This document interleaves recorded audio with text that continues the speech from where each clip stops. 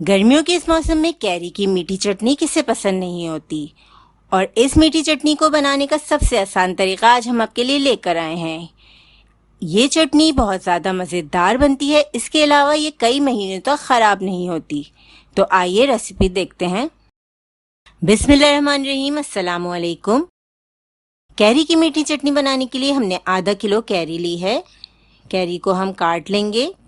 Carry को अच्छी तरह धो के हमने वॉश कर लिया था। अब हमने कैरी को लंबाई में काट लिया है। आप चाहें तो कैरी को कद्दूकश भी कर सकते हैं। अब पैन में हम ये कटी हुई कैरी फौरन डाल देंगे, क्योंकि कैरी को अगर हम बहुत ज़्यादा देर तक काट के रखेंगे तो ये काली पड़ने लगती है। अब 4 छोटी इलायची हम इसमें ऐड कर देंगे। 1 चाय का चम्मच कलौंजी डालेंगे। तमाम चीज़ों को मिक्स करके हल्की आंच पर हम इसे 5 मिनट के लिए पकाएंगे।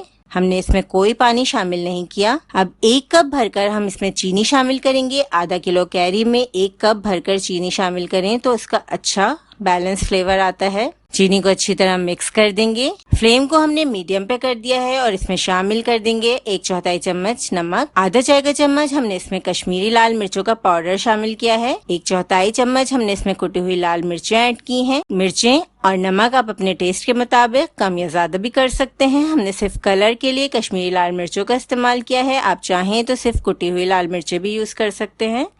अब तमाम चीज़ों को हम मिक्स कर देंगे और 5 मिनट मीडियम फ्लेम पर इसे अच्छी तरह पकाएंगे। बहुत ज़्यादा देर हम इसे कुक नहीं करेंगे।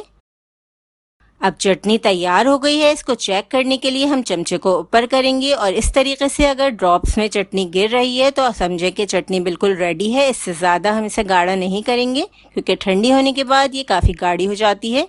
आप देख सकते हैं बहुत ही मज़ेदार कैरी की मीठी चटनी तैयार है, जो कि गर्मियों के मौसम में तो बहुत अच्छी लगती है। इस रेसिपी को ज़रूर बनाइएगा और हमें बताइएगा कि आपकी कैरी की मीठी चटनी कैसी बनी। अल्लाह हाफिज़।